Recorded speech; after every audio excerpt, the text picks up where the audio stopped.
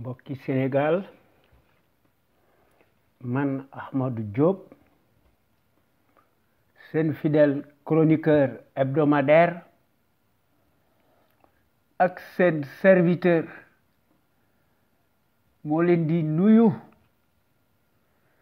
ci sunu waxtaan wi ñu tuddee xew-xew réew mi nga xam ne maa ngi leen ko fas yéene defal talaata bu nekk bu ma fi yàlla bàyyee bu leen fi yàlla bàyyee à partir de 17h GMT heure de Dakar soit 19h heure de Paris xam ngeen ko tuuti leen ko jaawatle ñu leen koy defal à travers les ondes de notre radio Sunu Kër FM la première radio panafricaine nekk ca Californie muy sunu radio exceptionnelle bu mag bi de renommée internationale kon xam ngeen ne tey talaata 14 août 2018 sunu waxtaan wi ñu tuddee xew-xew réew mi am na solo ndax day gën a am solo ndax baadoola lañ fi teg ci sunu étourderie manifeste généralisée à l'échelle nationale moo tax nu alku waaye nag dañ leen di jubanti parce que amuñu ay teggin pouvoir ethnique ci la ñu nekk ñoom ay baadoolo lañu ndax baadoolo doo ko fal kon il faut que nécessairement ci 2019 ci février ñu corriger le tir lu nu mën a def nañ ci jafandoo bu nu ko defut sunu giraawaale gi day gën a yokku ndax nag ndimbal da ci fekk loxol borom ndax koo xam ne li mu diggee du ci def dara di fen guddi ak bëccëg di ko daganal di utiliser la force publique di ci bànneexu yaakaar ne moom rek la yàlla sàkk ak yonent bi fi mu nekk dafa jëfuruti diggewaat na fi naan day def ay stade te yépp ay kàcc la du ci def dara parce que dañoo teg ay xar kon nanu ubbi suñuy bët xippi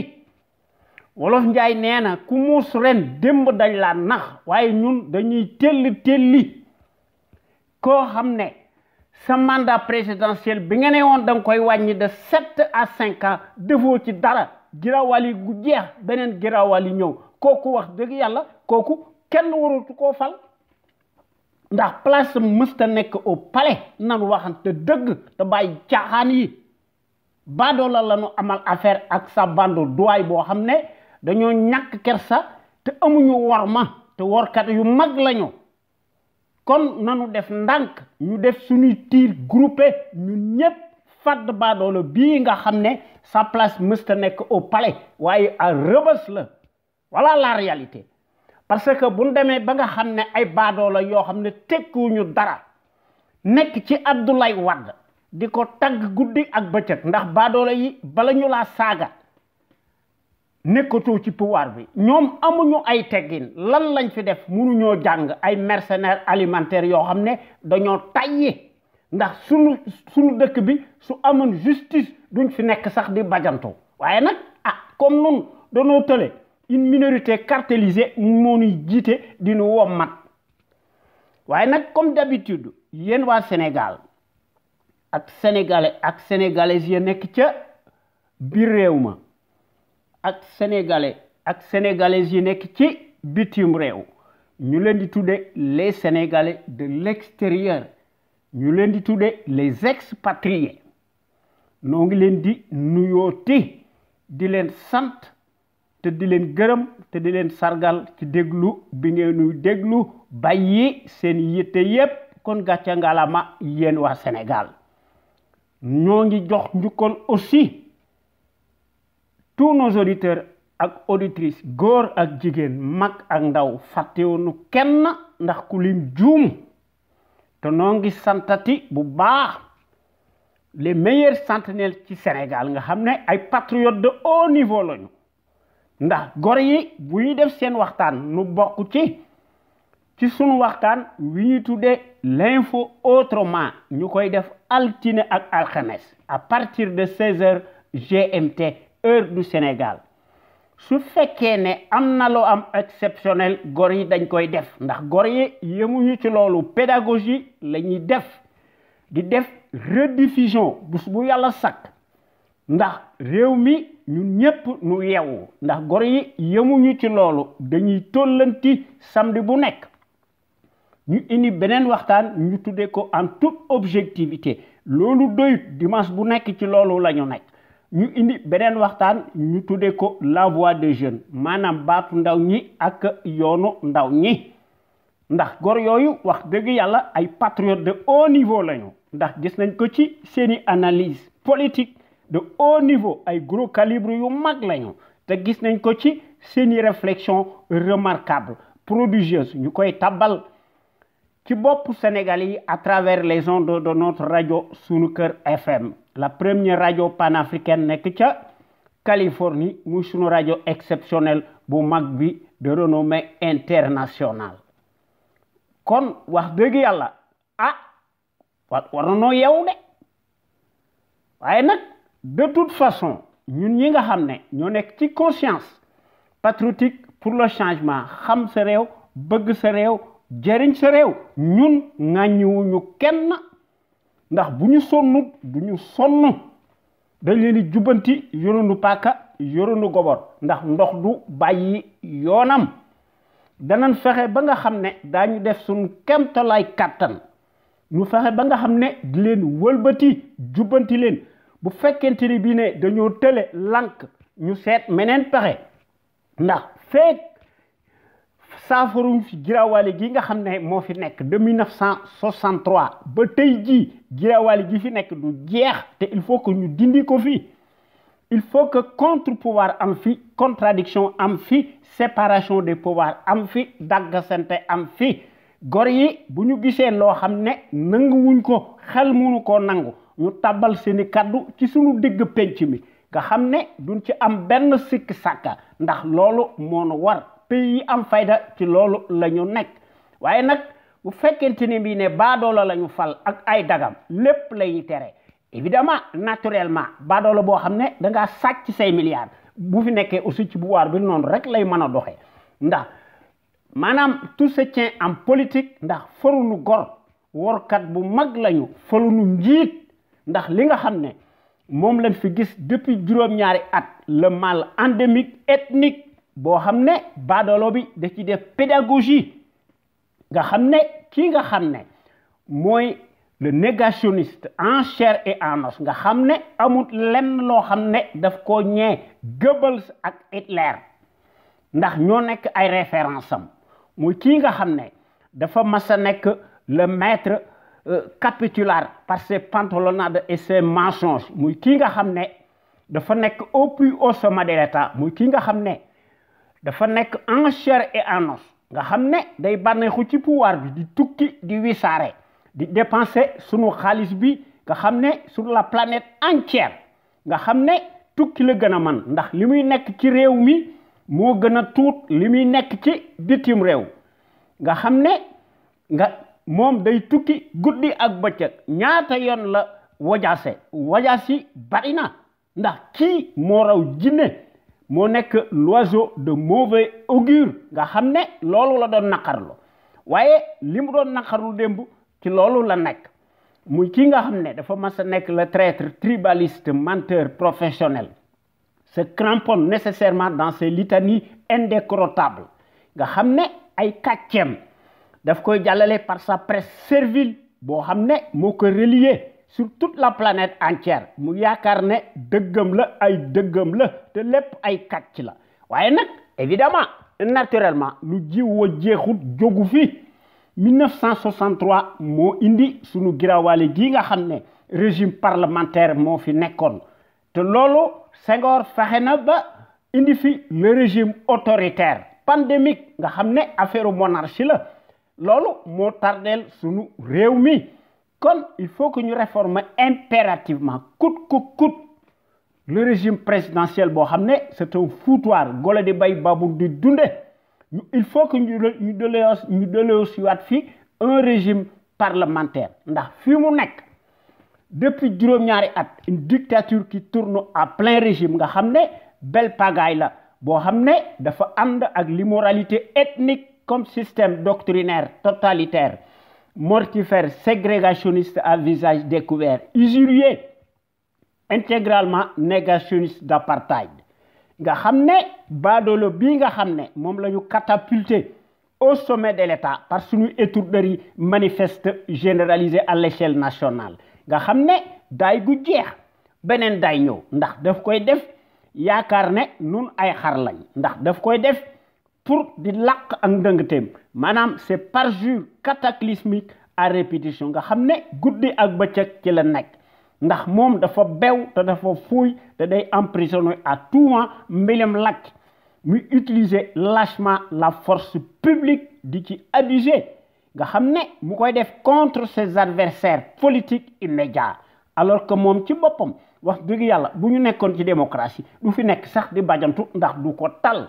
ndax dañ koy traquer ñu traîner ko dans la boue ñu amener ko à Rebeuss menottes au poignet ndax sa place mësta nekk au palais c'est un accident de l'histoire ndax il est venu au pouvoir à cause de l'esclandre de ces milliards yoo xam ne daf ko sàcc dans les deniers de l'État waaye sa justice de carpette instrumentalisée par seeni courbettes dañuy tëj seeni gémmiñ ndax dañuy seet xaj ak seen ndax dañuy xar matt guddi ak bëccëg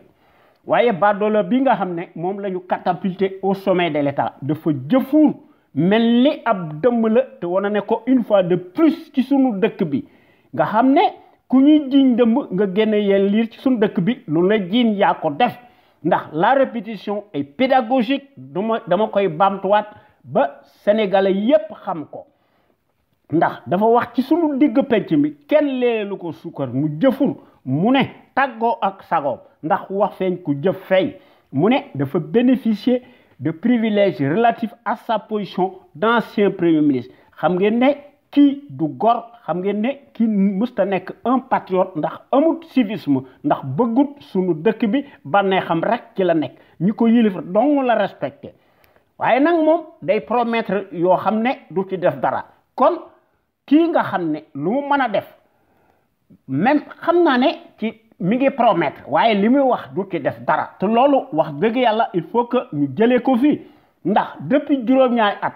li nga xam ne daal moo fi nekk suñu réew mi dafa dellu ginnaaw sur le plan économique sur le plan ay liberté d'expression nga xam ne kenn ñaxtootul waaye moom day sàcc di ger di ko daganal sa justice de carpette tëj gi mi ñoom di wane ne gisuñu nga xam ne finalement politique bi muy mëne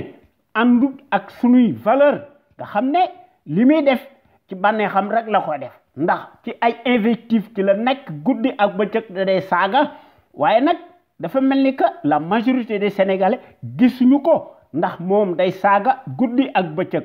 muy ànd ak sa bande doy yoo xam ne ñoom ñépp dañoo nekk des insulteurs acclamés ndax dañoo nekk des fauteurs de trouble à l'ordre public te ay comploteurs lañu menteurs professionnels profanateurs dans l'âme s'accaparent de tout confisquent la démocratie les libertés fondamentales de conscience te ñu ngi siphonné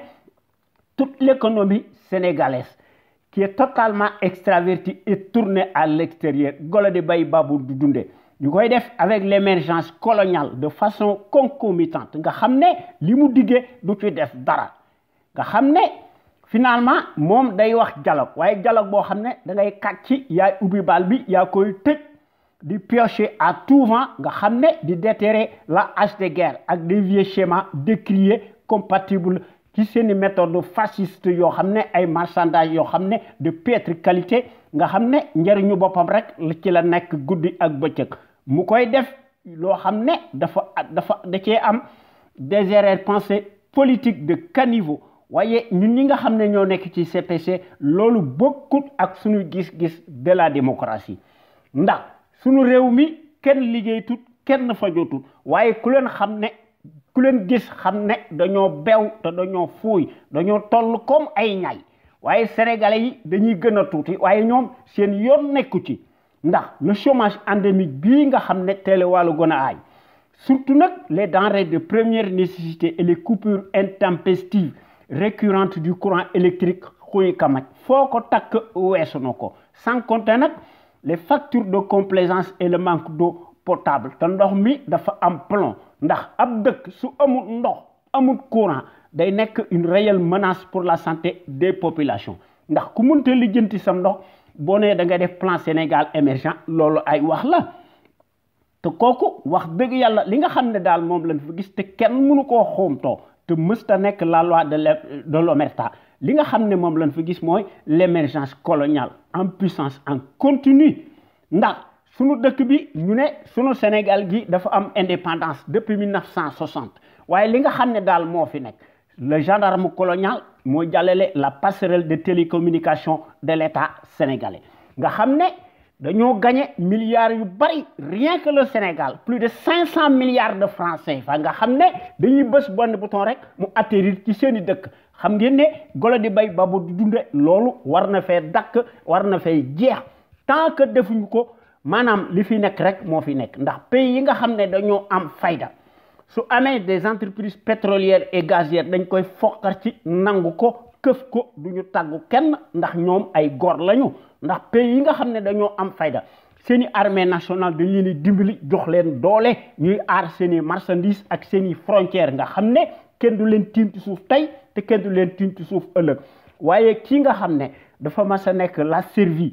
coloniale nga xam ne day occulter la dépendance dynamique coloniale nga xam ne suñu réew mi souveraineté amatu fi indépendance amu fi waaye nag li ko waral mooy la singularité affreuse du paysage de l'échiquier politique nga xam ne ay saay-saay lañu nga xam ne ils sont totalement désertiques nga xam ne seen njariñu bopp rek ci la ñu nekk te gis nañ ko ci seeni platitude nga xam ne musuñoo nekk des intellos ndax c'est des désertiques yoo xam ne dañuy travestiru te dañuy transhumé te duñu ruus ndax amuñu jom te amuñu kaddu nga xam ne seen bànneex rek ci la ñu nekk ndax dañuy transvasé wu piteusement véritablement en abruti dévorgondé de la débauche d'un camp à l'autre à chaque magistrature obliquée nga xam ne dañoo mas a nekk le symbole de la tartufferie nauséabonde nga xam ne seeni promotion sociale tànn sablonaire ci loolu la ñu nekk te gis nañ ko ci seeni immoralité de bas étage nga xam ne ñi ànd ñoo bokk jikko ndax badoolo bi nga xam ne moom la ñu catapulté au plus haut sommet de l'État poste de nomination la moo tax moom it muy daganal guerre nga xam ne la corruption te moom la doon naqarlu kon wax dëgg yàlla ñoom ay baadoolo lañu ndax baadoolo yi nga xam ne dañoo nekk des mercenaires dañuy changer seeni trajectoire en fonction des rétributions financières selon la météo du moment nga xam ne xaalis bi ñu leen di gere dañ koy sàcc dans les deniers de l'État ndax suñu réew mi amul daanaka presse d'avant-garde ndax une certaine servilité très loquace démb seen wax bari na tey kenn xàmmeetul ndax dañoo changer seeni carapace nga xam ne seeni propre intérêt mesquin dong la ñuy défendre te loolu dafa nuroog li nga xam ne ci la ñu nekk ndax amuñu benn moralité peu ou prou nga xam ne c'est une presse de la sarabande affluente nga xam ne négationniste par seeni abondance nauséabonde nga xam ne une presse pantouflarde affamée par définition pourrie de la tête aux pieds nga xam ne dañuy tàllal seeni loxo ak seeni këll di yalwaan di ñaan pitance nga xam ne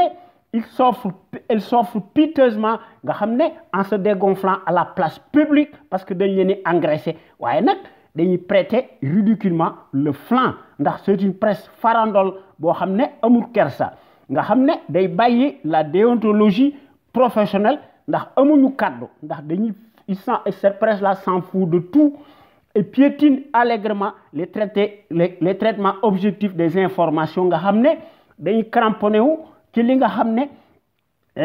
ci seeni bassesse dégoulinante nga xam ne dañuy contenté wu ci liñ leen di bindiloo ñuy sëgg nga xam ne ñu koy def le couteau sous la gorge moo tax li fi am rek di fi am waaye nag en échange lañ leen di sàcc xaalis bi nga xam ne dañ koy puiser dans les deniers de l'État nga xam ne démb seen wax bari woon na waaye li nga xam ne moo xew ci sunu réew mi ndax bi nga xamante ne bi ne Macky Sall mii le référent de la France-Afrique nekk na fi nga xam ne député yi bariwuñ waaye képp koo xam ne yaa ngi ñaxtu nga nekk député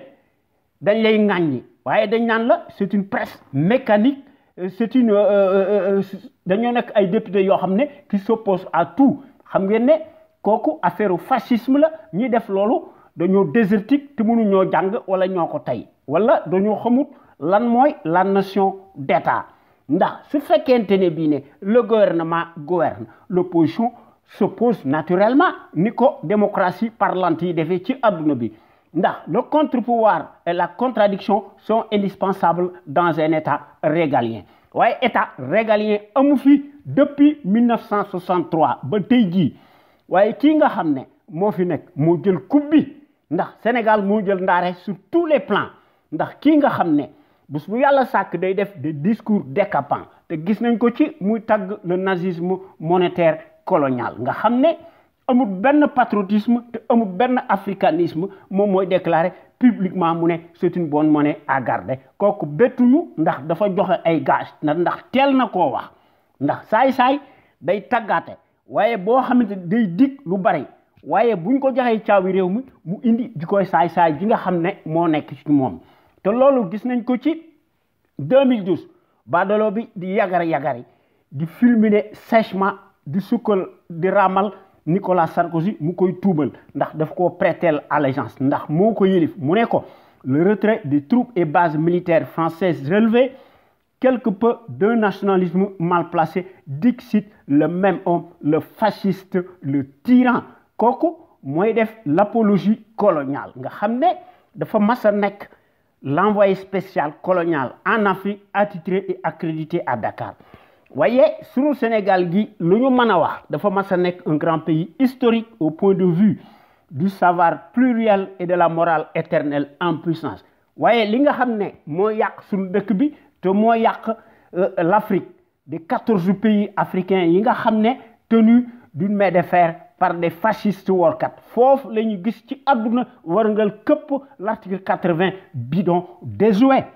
nga xam ne baadoolo bi nga xam ne moo doon naqaru loolu te moom dafa ànd ak Abdoulaye Wade pendant 8 ans mu sàcc ay milliards weddi na kàddoom ci lépp sur tous les plans ndax amul kersa ndax baadoola démb compté wut te jii mooy compté waaye nag moom day inverser les rôles par sa brutalité absconse te mu ngi ñuy invectiver te mu ngi ñuy offenser en permanence te loolu wax dëgg yàlla il faut que nous corriger ko ndax mbir mi nag dafa mel ni que dañoo xaw a tële ndax juróom-ñaari at buñ ko defoon ci beneen dëkk kooku du fanaan palais waaye nag ñun dañuy lamiso ndax mbir mi buñ ko seetloo ba seetlu ko dafa mel ni que couardise masqué la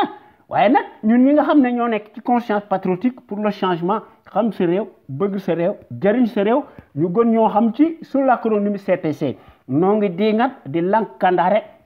bu baax ci sunu dëkk bi la gestion népotique et gabégique du Sénégal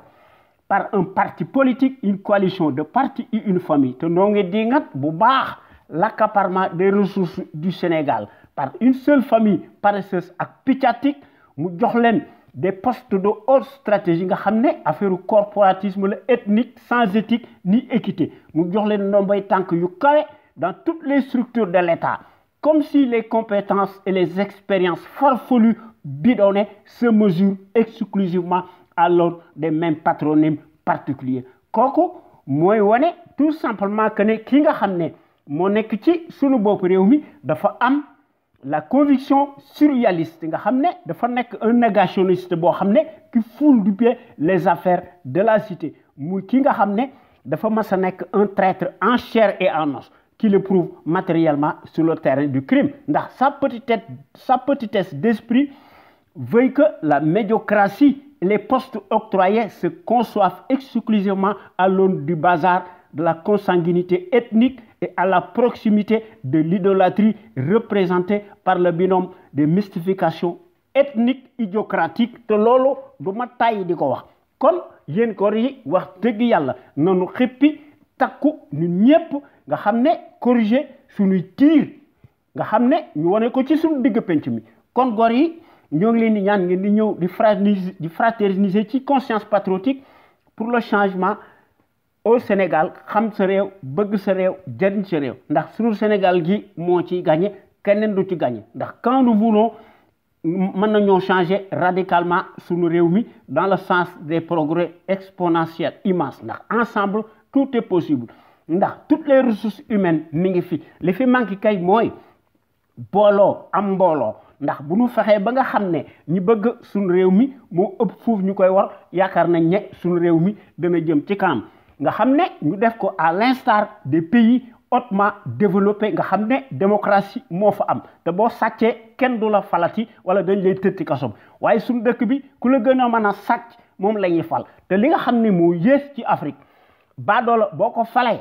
du génn ci pouvoir bi ay yet rek moo ko fi jëlee te loolu wax dëgg yàlla kii fi nekk yaakaar naa ne day ay carte du ko fi jëlee leneen moo ko fi jëlee waaye nag boo ko waxee ñu ne bu leen taal dëkk bi loolu moo tax wax dëgg yàlla suñu dëkk bi tumuranke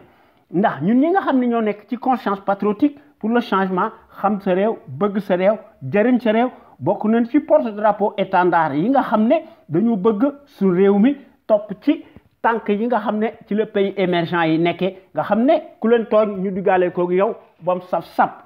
te loolu notre rajo Sunu Kër FM bi nga xam ne dafa mas a nekk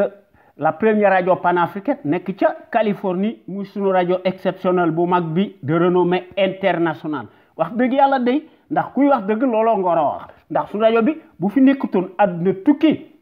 ndax toute critique de son auteur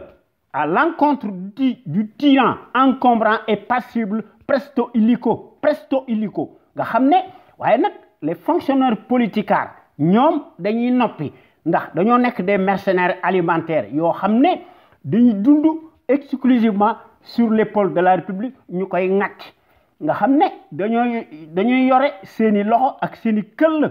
nga xam ne di tàllal di tuubal sàcckat bu mag bii nga xam ne warkat bu mag la te dafa fuuy te dafa bew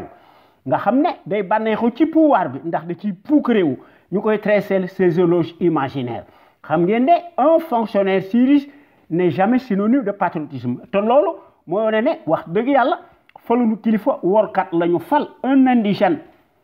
chef de parti politique cliniquement clanique te war a ne ko ci sunu dëkk bi kooku mooy un indigène boo xam ne amul kaddu ndax dafa ñàkk kersa ndax amul benn scrupule ndax lu ko neex def ndax démb compté wut tey jii mooy compté waaye ñun ñi nga xam ne ñoo nekk ci conscience patriotique pour le changement xam sa réew bëgg sa réew jëriñ sa réew ñun dañoo considérer ne suñu Sénégal gi buñ ko bëggee changer ñu mën nañ ko ndax ñu mën ko teg dans la bonne direction te ñun ñi nga xam ne ñoo nekk ci CPC loolu la ñu mas a ànd te loolu dañ ko war a def en action matérielle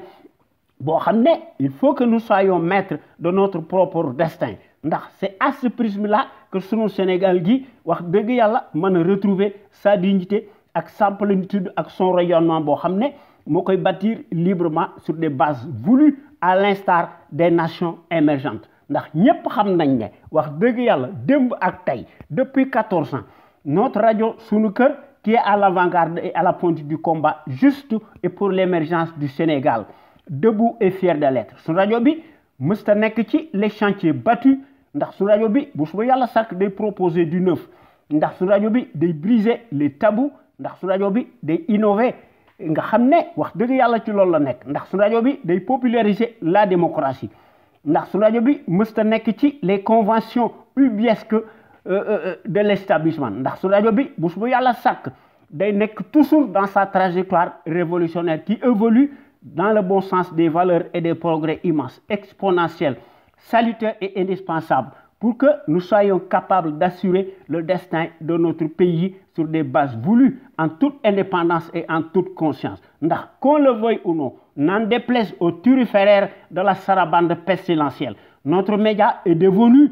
un phénomène de société qui reste le seul à aborder librement les sujets les plus variés qui sont considérés comme la loi de l'omerta. En particulier, la gouvernance politique, bancale, ethnique, que les médias serviles du service public ak privé ndax loolu kenn dutu ko werante ndax médias yooyu dañoo mas a nekk des instruments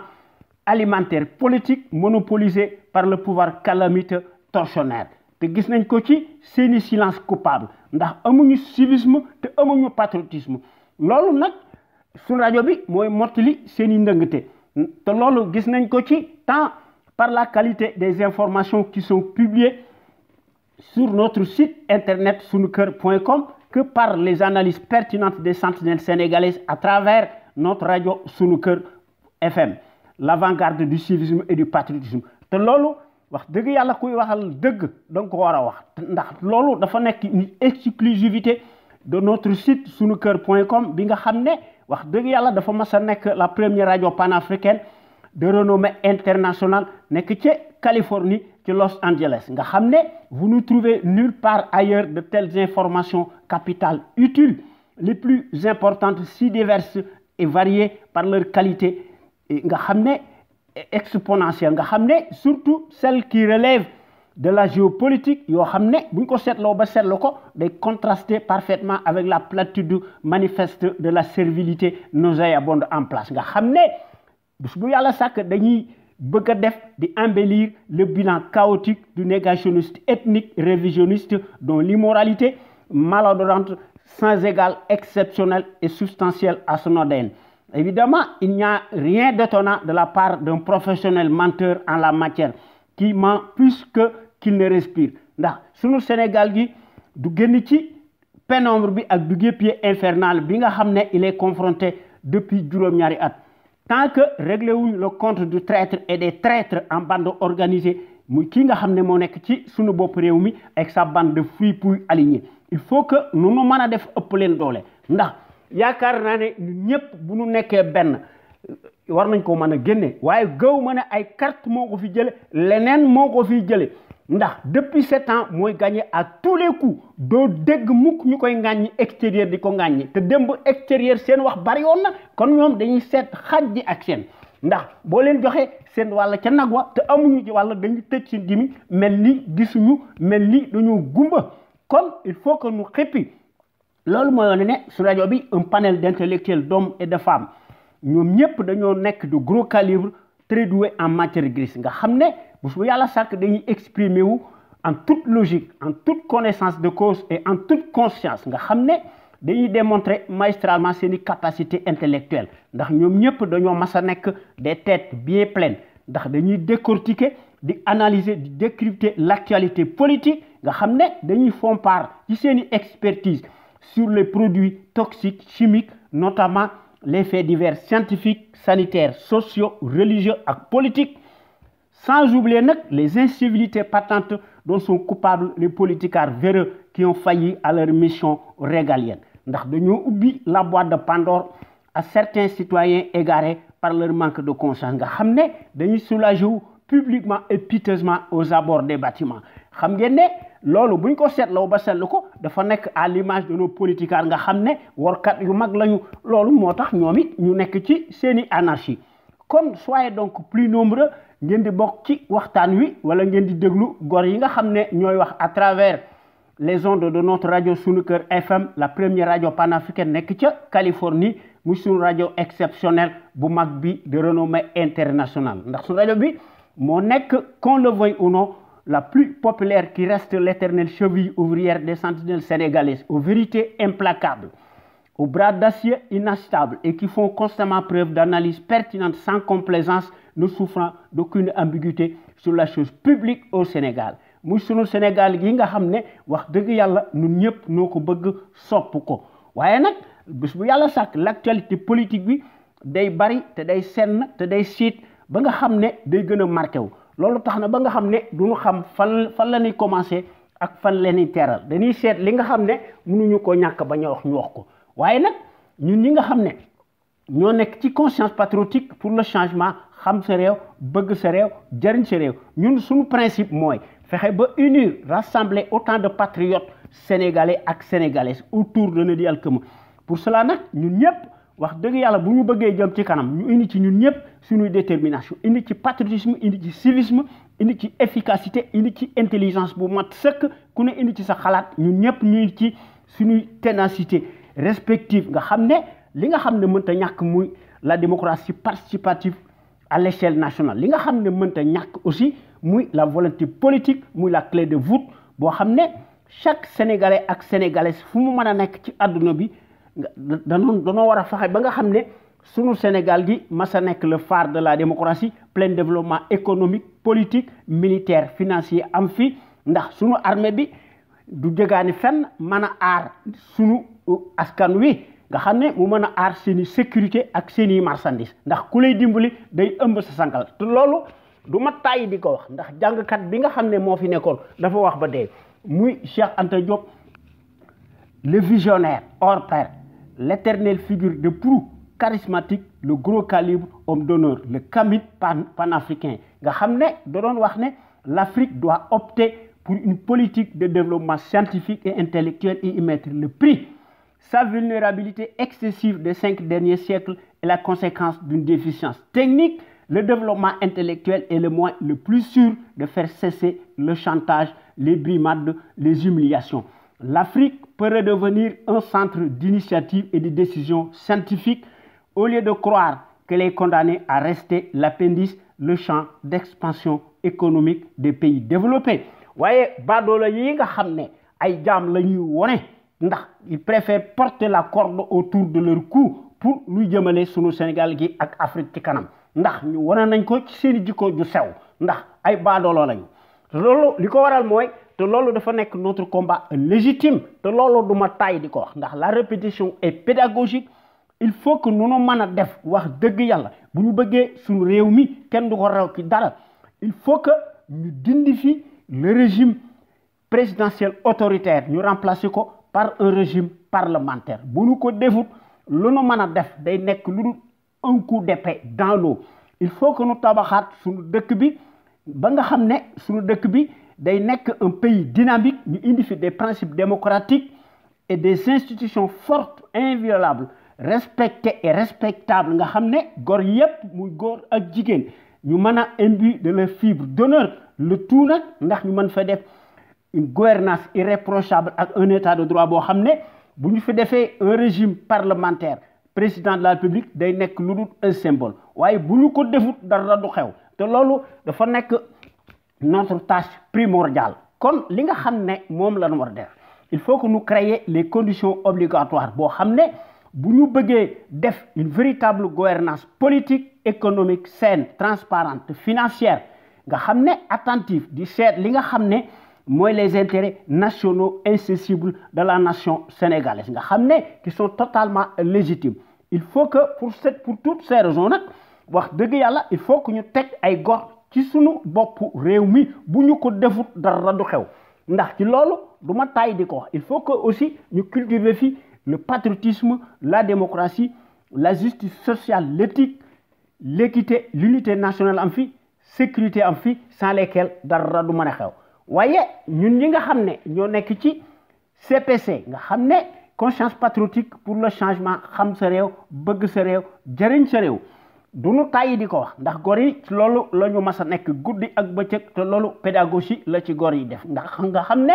gor yi ci loolu la ñu mas a nekk ndax ndox du bàyyi yoonam am réew dafa war a yilif boppam kon il faut que nous rehausser l'étendard de nos valeurs. Pour cela nag nous devons nous inspirer et puiser dans le trésor inestimable de nos valeurs hommes d'honneur yi nga xam ne dañoo mas a nekk des philosophes soufis yoo xam ne dañoo mandu ñu tëdd ci suñu dëkk bi ñu jàngale seen xam-xam bu rafet wasaare ko ci suñu université yi ci suñu collège yi ci suñu daara yi ak ci suñu école primaire yi te bu ñu fàtte aussi jàmbaar ju mag ji nga xam ne moo fi nekkoon muy Lat Dior Ngoné Latyr Diop nga xam ne ñu jàngale maanaam histoire am nga xam ne Lat Dior moo nekkoon un grand résistant hors pair nga xam ne dafa combattre tubaab bi maanaam dafa combattre farouchement l'armée coloniale pendant 24 ans képp koo xam ne yoroon nga say arme tubaab bi fàdd na la moins d'un an ou de 2 ans waaye nag moom yàlla buur la ndax dafa xeex tubaab bi malgré la supériorité numérique des envahisseurs sans ñu mën a fàtte aussi jàmbar yu mag yi nga xam ne ñoo fi nekk ñoo tëdd ci sunu dëkk bi que furent les intellectuels de gros calibre de la trempe de Cheikh Anta Diop ak Mamadou Dia que sais-je encore ndax borom xam-xam yi bari na fi jeexut buñ ko bëggee gis dañ ko gis kon nañ ko gëstu téere yi mi ngi fi lépp a ngi fi xam-xam bi mi ngi fi science bi mi ngi fi lépp a ngi fi kon wax dëgg yàlla il faut que ñu cultiver fi le civisme chez les populations ndax le civisme dafa mas a nekk le réflexe décent de tout citoyen responsable qui a sa place dans la société ndax le civisme day impliquer le savoir-faire et la civilité lorsqu'il s'agit de la chose publique ndax en tant que citoyen à part entière soo amee ay droit da nga war am ay devoir waaye classe bu baadoolo bi yaakaar na ne ay droit rek la am te loolu wax dëgg yàlla musiba la ndax nit njiit kon na njiit la bala nga ko fal da nga koy seet ndax la confiance n'exclut pas le contrôle waaye ñun dañuy telli waaye ñun ñi nga xam ne ñoo nekk ci conscience patriotique pour le changement xam sa réew bëgg sa réew jëriñ sa réew ñu gën ñoo xam ci sous l'acronyme CPC bokk nañ ci l'avant-garde des patriotes yi nga xam ne dañoo bëgg a yee nit ñi exclusivement sur la chose publique ndax ku yor sa kër kenn du loo wax dara waaye mënoo yoroo alal réew mi di luubal di pàccoo di sàcc di bew di fooy naan man kenn mënu wax kenn du ma wax dara xam ngeen ne ab saay-saay moo koy def ku ñàkki teggin moo koy def ku ñàkk worma moo koy def te loolu wax dëgg yàlla kudaadu moo koy def ndax te loolu mënta nekk en aucun cas la loi de l'omerta te loolu ñoo ngi ci def une vaste campagne de sensibilisation massive à l'échelle nationale nga xam ne il faut que ñu fexe ba nga xam ne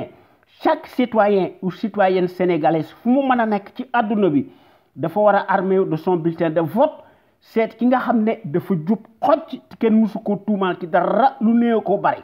nga xam ne ñu seet biiram xool ko nga xam ne dafa set wicc ñu mën ko woteel librement en toute conscience et en toute indépendance seet ki nga xam ne mooy défendre l'intérêt général ñu woteel ko su fekkente ne bii ne scrutin am na waaye baadoolo bii nga xam ne mooy saay-saay bii nga xam ne ku daadu la kooku ay carte moo tax mu falu waaye leneen moo ko fi jëlee du ay carte kon il faut que ñu génn ci les circuits électoraux ñu utiliser d'autres paramètres distincts des circuits électoraux ndax nag ndimbal da ciy fekk loxo borom ndax baadoolo bi leneen moo ko fi jëlee maanaam noonu mën a def il faut que ñu def le rapport de force mu kii nga xam ne il est réfractaire à la démocratie nga xam ne suffrage universaliste nga xam ne du tax mu génn ci pouvoir bi ndax xam na li koy xaar il faut que ñu génn ci suñuy arme conventionnelle spécifique boo xam ne muy wote yi ci carte yi il faut que ñu contraindre ko par la force ndax en Afrique des félons des médiocres des référents de la France-Afrique l'issue des scrutins de pacotille ñu ngi koy jouer toujours dans la cour des voleurs en bande organisée te loolu gis nañ ko ndax en Afrique affaire vote dafa nekk lu dul maanaam une certaine maanaam une simple formalité administrative nga xam ne dañuy sàcc di addu kalpe loolu nag wax dëgg yàlla ñaaw na te tiis na loolu moo tax sunu Sénégal gii ñuy poser toujours ay questions ne sunu Sénégal gii peut-il échapper vraiment aux contingences mondiales obligatoires spécifiques à chaque peuple ndax sunu Sénégal gi mën a assouvir son propre destin ndax ñu mën fay opérer une nette rupture totale kon wax dëgg yàlla jot na sëkk man day wax dëgg yàlla séntuwuma dara ci baadoolo bi ndax koo xam ne da ngay wedd sa kàddu lépp du juróom-ñaari at di ger di fadd di tukki nga xam ne million la ci sa soldatesque Waffen SS ces auxiliaires de service yoo xam ne dañ leen di instrumentaliser dañ leen di jënd comme ay xaar ñu tëj seen gémmiñ noppi di bëgg a bew te bi nga xamante ne bii ne Donald Trump dafa yoroon am doonu di tëgg di nu saaga di saaga Haïti ana baadoolo yoo lu tax defante wuñ ko ak Donald Trump waaye nag ñoom dañuy attaquer toujours des faibles xam ngeen ne ñooñu dañoo bew ndax dañuy utiliser lâchement la force publique ndax saay noonu ngay defee te loolu nekkut njàmbaarte kooku hypocrisie la maanaam ñooñu amuñu benn empathie ci sunu askan wi loolu moo tax notre rajo Sunu Kër FM bi nga xam ne dafa mas a nekk la première radio panafricaine nekk ca Los Angeles nga xam ne su rajo bi moo nekk la radio la plus crédible par son patriotisme actif ndax la qualité est avant tout maanaam ay qualité la maanaam la qualité est avant tout un état d'esprit qui vise à l'excellence yokkute am fii ci jëf woon ko askan wi bu leer naññi te loolu kenn dutu ko werante ci su rajo bi ak gor yi nga xam ne dañuy def un décryptage massif sur la chose publique nga xam ne gor yooyu dañuy exprimer wu librement en toute indépendance et en toute conscience nga xam ne sur des bases voulues nga xam ne ñooy mottali par leur esprit alerte la bassesse et la médiocrité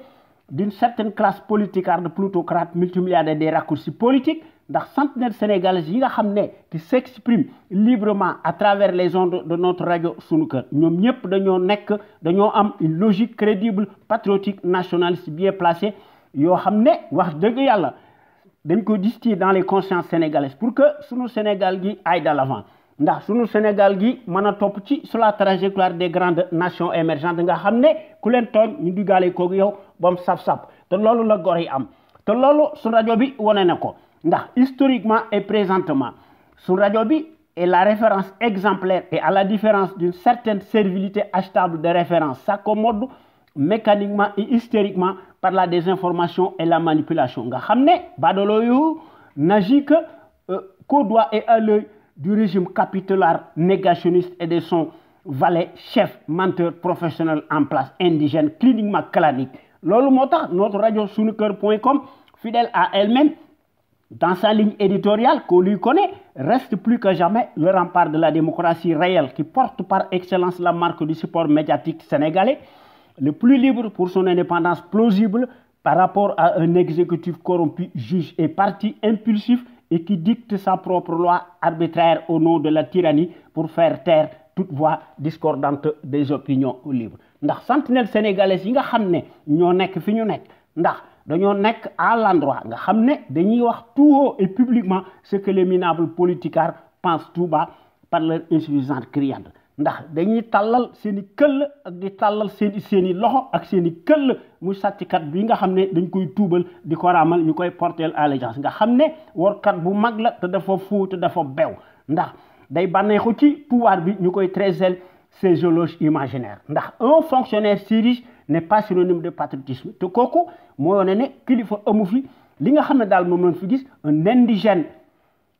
indigène indigne chef de parti politique cliniquement clanique nga xam ne wane na ko ci sunu dëkk bi te loolu kenn mënu ko weddi ndax gor yi nekkuñu fi rek di ŋàññi wala di critiquer ndax bés bu yàlla sàkk dañuy proposer des solutions concrètes tangibles pérennes idoines boo xam ne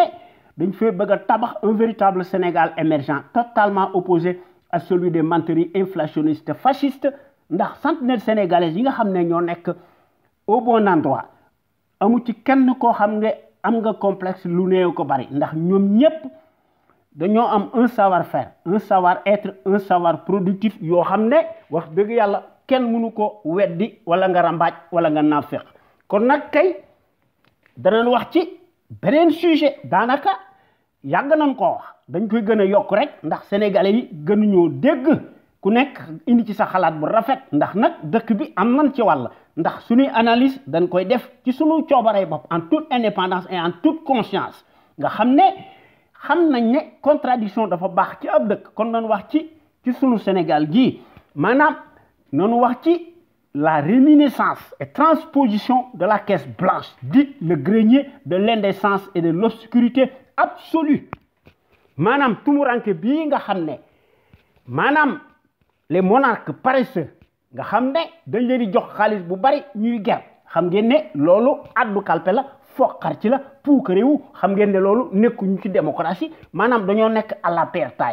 te kii nga xam ne moo doon naqaru dem yaakaar nañ ne buñ doon wax bala ngaa nekk buur da ngay xare ba pare yaakaar naa ne du ci bokk de te kooku wax dëgg yàlla su fekkente ni bi Sénégal dañuy wote politiquement rationnellement en âme et conscience waxuma le premier tour waaye 1% sax du ko am waaye nag moom baadoola la ndax réew mi xaalis mooy fale du politique maanaam clientélisme politique moo fi nekk addu kalpe foqar ci jubadi di ko daganal une justice accroupie instrumentalisée de la tête aux pieds une justice des corbettes farandol ak seeni mercenaires muy l'affluence nauséabonde pantouflarde ñooñu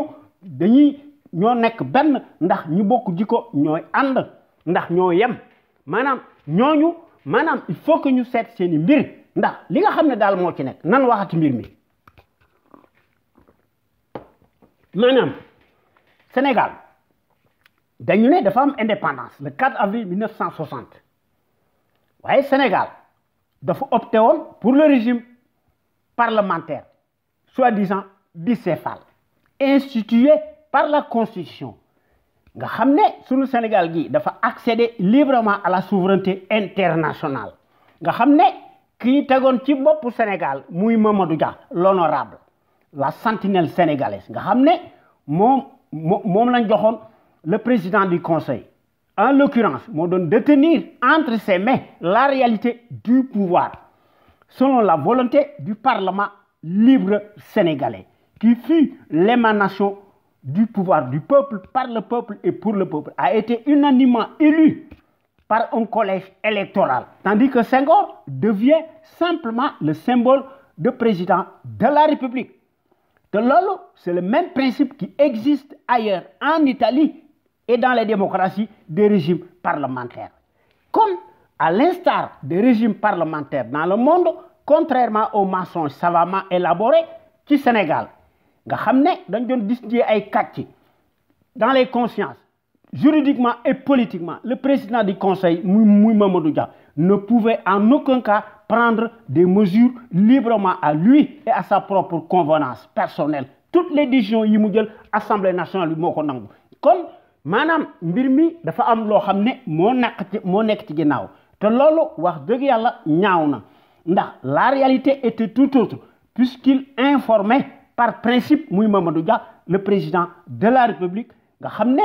le président du conseil m'a donné entériné, m'a donné contre-signé toutes les décisions votées par l'hémicycle libre et indépendant. Nga xamné lolu le Sénégal doon def 1960 waye badolo yi dañuy fen ci histoire bi di jall carte gi di def ay fen yo xamné yu takku diko labelliser.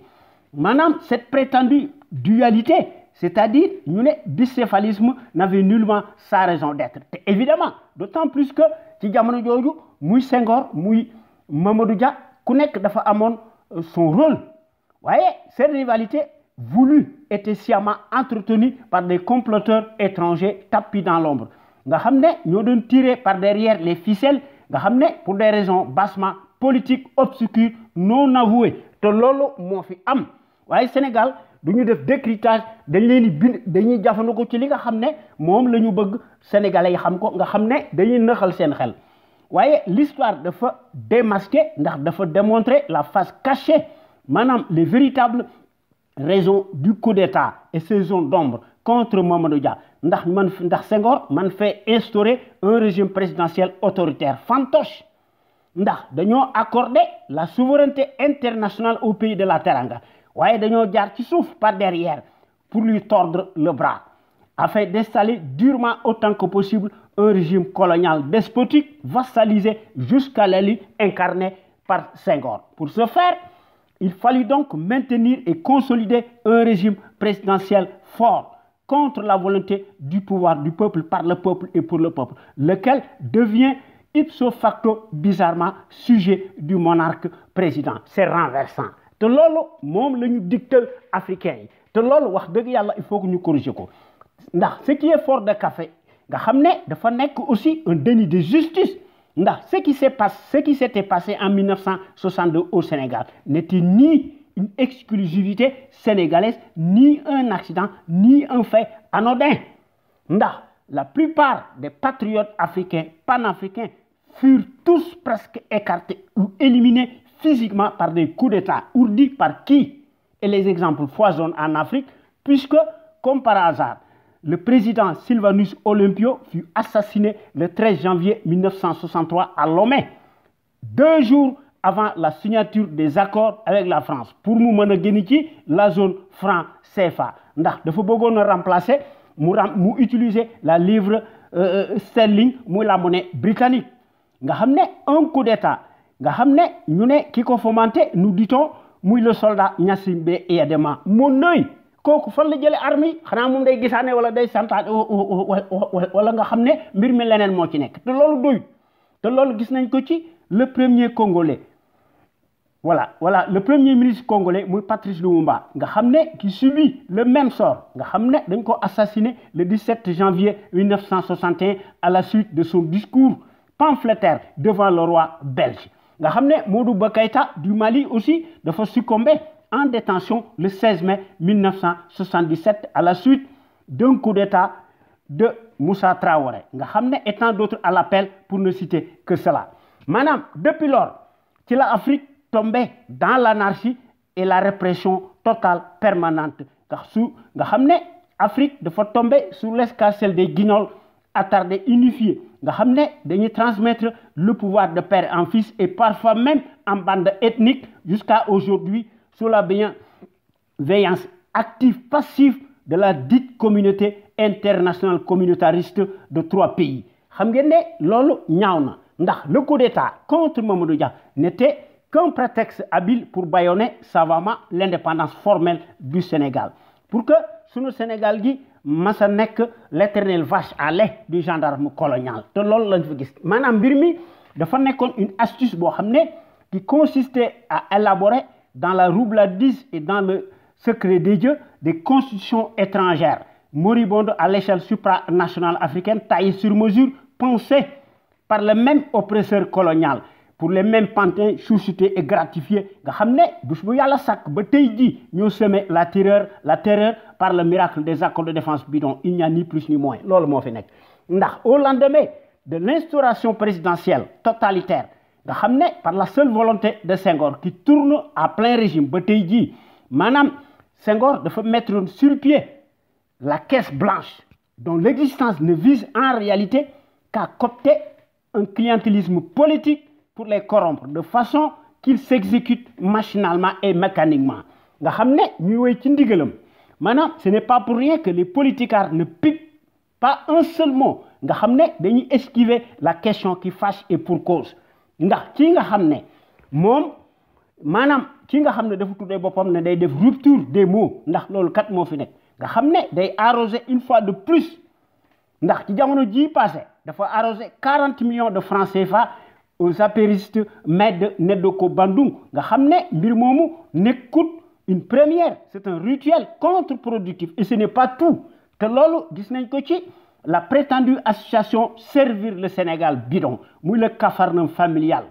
nga xam ne mbir moomu dafa nekk une escroquerie politique nga xam ne affaire embryomanie mystificateur de la démesure nga xam ne association Servir le Sénégal bancal dañuy bénéficier allègrement plus que d'autres des largesses incommensurables de l'autocrate déclaré encombrant muy Macky Sall maanaam la caisse blanche illimitée day garantir maanaam l'impunité du despote impénitent te loolu maanaam mbir mi bu ñu ko seetloo ba seetloo ko dafa nekk la boîte de Pandore du négationniste tonitruand dénommé l'envoyé spécial colonial en Afrique attitré et accrédité à Dakar te bu ñu ko seetloo ba seetlu ko dafa nekk un euphémisme boo xam ne c'est une hérésie te loolu moo fi am ndax la caisse blanche au Sénégal et en Afrique des Larmins est étroitement liée à l'histoire des rois de France que l'on a transposé de manière soft dans le secret le plus absolu te loolu gis nañ ko ci benn roi te ndax roi yi France yi bari nañ te gis nañ ko ci maanaam ci Louis XVI nga xam ne finalement ci loolu la nekkoon ndax finalement Marie-Antoinette moo nekkoon jëkkëram waaye moo nekk le dernier roi de l'ancien régime voilà maanaam l'état ci jamono jooju l'état français était endetté mais les privilèges font rejeter toutes les réformes proposées waaye Louis XVI maanaam dafa convoquer les états généraux ci mai 1788 nga xam ne moo déclenché la révolution française waaye dañ ko rey le 21 janvier 1793 nga xam ne dañ ko guillotiné sur la place de la Révolution à Paris waaye li nga xam ne moo ci nekk étant donné que l'argent est faiseur de roi et d'opinion nga xam ne caisse googu nga xam ne mu la caisse blanche nga xam ne métaphore la maanaam métaphore laa ko tuddee nga xam ne dañ ko transposer servilement chez nous notamment les monarchies maanaam saoudiennes et moyen-orientales nga xam ne et pour des raisons bien obscures et au-delà même parce que mbir mi leneen la maanaam affaire liberticide la maanaam dañoo bëgg a laminer la démocratie parce que buur boo ko critiquer ñu ne la dox nga ko critiquer te loolu moo am ci Arabie Saoudite maanaam bu ñu ko seetlu looloo ci Sénégal maanaam s'il y a un poison boo xam ne moo nekk Sénégal la jël ñu witt nga xam ne dafa nekk une bactérie mortelle liberticide dont on parle peu c'est bien cette caisse blanche et pour cause ndax en vérité comme tout se tient en politique la caisse blanche dite le grenier de l'indécence obscure absolutiste ou le guichet automatique dañ ko transposer chez nous nga xam ne dañ koy def à la disposition du monarque local nga xam ne caisse googu dañ ko articuler aux constitutions maanaam fatal bidon bancal en Afrique des nègres de service golo di bay la baabu du dunde nga xam ne dañoo tàyyel te loolu bu ñu ko seetloo ba seetlu ko c'est par définition maanaam caisse boobu la caisse blanche nekk lu dul un outil de pillage d'asservissement tendant à éroder à petit feu ceux qui ont la faiblesse de l'argent facile. Non seulement le monarque endogène local, indigeste, détient par devers tous les leviers du pouvoir, à quoi s'ajoute donc de facto cette caisse blanche extensible, massive, dite le grenier de l'indécence, cyniquement toxique à corruption à haut débit. On nous parle tantôt de 7 milliards, tantôt de 15 milliards, voire plus, mais de un secret d'État jalousement gardé. Personne ne connaît le vrai chiffre réel, sauf les éducateurs. Manam nga xamné ku ci nek bo nekké ci pouvoir bi dañ koy moduler à leur guise dans le secret total. Te koku buñ day wax deug te yalla tax ndax deug la yalla bëgg. Manam nekkut la démocratie waye une dictature point barre lolu mo fi nek. Manam amul lenn lo xamné mo koy mëna justifier peu ou prou. Il s'agit donc tout simplement d'un conflit d'intérêts manifeste bo xamné dafa am un caractère en bandoulière blasphématoire contre les libertés fondamentales de conscience nga xamné dañuy mépriser nit ñi nga xamné citoyens yi dañ leen di reléguer au second plan nga xamné kenn am ci ñom considération manam nit ñi dañ naan c'est une caisse noire mais c'est faux te nekkut des fonds politiques waaye dafa nekk plutôt une réminiscence monarchique en arrière-plan boo xamné que l'on transpose énigma dans nos états satellites lool mo fi am golo di bay la babu du dunde te dafa am lu tax ñu def ko parce que ñi nga xamné ñoko créer digle ko dañ ci am seeni intérêt bassement mesquin politique te loolu dañ ko fa wara jëlé ndax loolu bokkut ci démocratie xam ngeen né loolu baaxut ndax pays yi nga xamné dañu am fayda loolu amu fa ci Afrique rek lañu gis loolu donc caisse blanche bobu dafa nekk une véritable usine des rapines politiques à corruption diligentée exclusivement par le chef de l'exécutif qui est le premier corrupteur numéro 1 de la République des proxénètes et des sireurs de bottes nga xamné dañuy wéy ci ndigalu tyran bi nga xamné il est totalement incorrigible jusqu'à la lie ndax non seulement le monarque ci Sénégal ak ci Afrique dañuy nommer manam dañoo am des nominations hystériques ethniques incompréhensibles inopportunes nga xamné finalement dañuy récompenser seeni retraite nga xamné melni sunu Sénégal gi amut ay jeunes yo xamné dañoo valide waye dañ ko def sous le faux habillage de compétences bidons nga xamné dafa am des motivations éminemment politiques tendant à apaiser à petit feu tout l'appareil d'État mom la Macky Sall def ndax Macky ñi mu néma ci conseil constitutionnel ak ci cour suprême ñoom ñëpp dañu waroon jël seeni retraite te loolu kenn mu ci même OFNAC ci loolu la nekk kon kooku wax dëgg yàlla day ger te kooku wax dëgg yàlla kenn warutu ko fal ndax en l'instar des grandes démocraties le gouvernement gouverne l'opposition républicaine nga xam ne dafa war a une posture nga xam ne contradiction la war a def dafa war a opposé wu par sa capacité ndax mu mën a am crédibilité nga xam ne dafa war a am sa force libre nga xam ne dafa war a opposé wu face au camp d'en face nga xam ne waruñoo nekk des auxiliaires de service ñu leen di jàttal ndax wala ñu leen di dresser en cour réglé nga xam ne waruñoo nekk maanaam une chambre d'enregistrement ou de caisse de résonance waaye suñu dëkk bi leneen moo fi am ndax depuis juróom-ñaari at li nga xam ne moom lañ fa gis les alliés contre nature de circonstance nga xam ne c'est la débâcle des déchets toxiques tous ñoom ñëpp dañoo nekk des corrompus recyclables nga xam ne sur la bannière benn boo ko yaakaar war suñu réew mi croit pouvoir réélire le chef de la pieuvre clanique Neddo Ko Bandung Koudado loolu lañ fa gis ñu fa leneen ndax li nga xam ne moo xew ci suñu dëkk depuis 1963 ba tey jii maanaam amuñu des députés waaye des courbettes ay députés de service et de sinécure moom lañ fa gis maanaam la majorité des prétendus juges ak seeni magistrats n'existent que de nom nga xam ne daanaka majoritairement tous dañoo nekk tout simplement des soumis farandoles instrumentalisés nga xam ne sont à la solde du pouvoir cliniquement clanique de la tête aux pieds nga xam ne Neddo Ko Bandung loolu lañ fa gis ñu bëgg ko daganal maanaam ci budget